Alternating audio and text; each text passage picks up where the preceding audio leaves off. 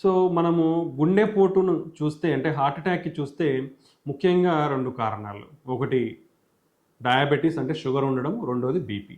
మరి ఈ 2 కూడా చాలా డేంజరస్. ఈ 2 ఉన్న వాళ్ళల్లో లేని వాళ్ళకంటే ఆల్మోస్ట్ 3 రెట్లు ఎక్కువ హార్ట్ అటాక్ బారిన పడే అవకాశం ఉంటుంది. మరి వీళ్ళు ఎలాంటి జాగ్రత్తలు తీసుకోవాలంటే మెయిన్ షుగర్ ఉన్నవాళ్ళు ఫుడ్ కంట్రోల్ అనేది ఉండాలి. అంటే బ్యాలెన్స్‌డ్ ఫుడ్ అంటే అన్ని రకాల ఫుడ్ తీసుకోవాలి. బట్ వాళ్ళు తీసుకునే ఫుడ్ లిమిటెడ్ క్వాంటిటీస్‌లో ఉండాలి. ఒకేసారి ఎక్కువ ఫుడ్ అనేది తీసుకోకూడదు. తక్కువ మోతాదులో తీసుకోవాలి.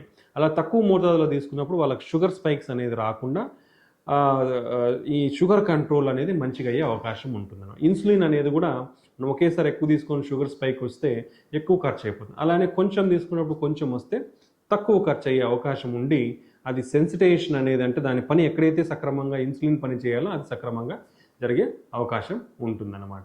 నెక్స్ట్ వచ్చేసి వాళ్ళు ఈజీ డైజెస్టబుల్ అంటే తీసుకున్న వెంటనే షుగర్ ఎక్కువ బాడీలో పెరిగే డైట్స్ అనేది అవాయిడ్. అంటే ఫ్రూట్ జ్యూసులు, ఫ్రూట్స్లో కూడా సపోటా, సీతాఫలం, వాటర్ మిలాన్, మ్యాంగో ఇట్లాంటివి అవాయిడ్ చేయాలి. అండ్ నెక్స్ట్ ఈ పాలిష్డ్ రైస్ ఇవంతా కూడా ఈజీగా మనకి అబ్జర్వ్ అయిపోతాయి కాబట్టి ఇవంతా కూడా తగ్గించుకోవాలి. షుగర్ అనేది తగ్గించుకోవాలి.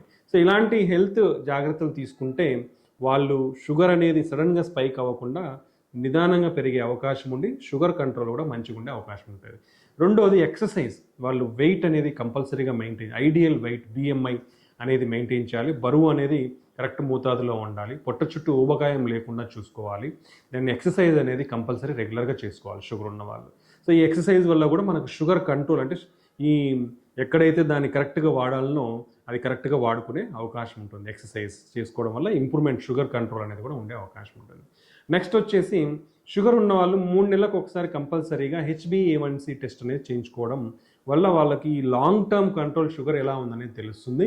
సో అది అరౌండ్ 6 to 6.5 మధ్యలో ఉంటే కరెక్ట్ కంట్రోల్లో ఉన్నట్టు షుగర్ ఉన్న వాళ్ళలో. అదే మోర్ దెన్ 8 ఉందంటే కంట్రోల్లో లేనట్లు అనమాట. కాబట్టి వాళ్ళు స్ట్రిక్ట్గా మెడికేషన్స్ కానీ వాళ్ళకి అవసరమైన ఇన్సులిన్ కానీ ట్యాబ్లెట్స్ కానీ తీసుకోవాల్సిన అవసరం. అండ్ ఈ షుగర్ కూడా ఇనిషియల్ స్టేజెస్లో మనము జీవన శైలిలో కంట్రోల్ చేసుకునే విధానం ఉంటుంది. అది మొదటి స్టేజ్లోనే ఉంటుంది. మనకి షుగర్ మరీ ఎక్కువైపోయిన తర్వాత కంట్రోల్ చేసుకోవడం ఈ ఫుడ్ డైట్ ఎక్సర్సైజ్ ద్వారా చేసుకోవడం కష్టం. కంపల్సరీగా డ్రగ్స్ తీసుకోవాల్సిన అవసరం ఉంటుంది. నెక్స్ట్ బీపీ తీసుకుంటే బీపీ ఉన్న వాళ్ళలో కూడా 2 రెట్లు ఎక్కువ హార్ట్ అటాక్స్, బ్రెయిన్ స్ట్రోక్ వచ్చే అవకాశం ఉంటుంది. సో బీపీ అనేది మనము కంట్రోల్ చేసుకోవాలంటే ఫస్ట్ ఉప్పు తగ్గించుకోవాలి. Salt reduced diet food.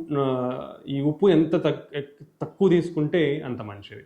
Next వచ్చేసి కూరగాయలు, పండ్లు అనేది ఎక్కువ మోతాదులో తీసుకోవాలి. డాష్ డైట్ అంటాం దాన్ని. మోర్ ఫ్రూట్స్ అండ్ వెజిటబుల్స్ తీసుకోవాలి.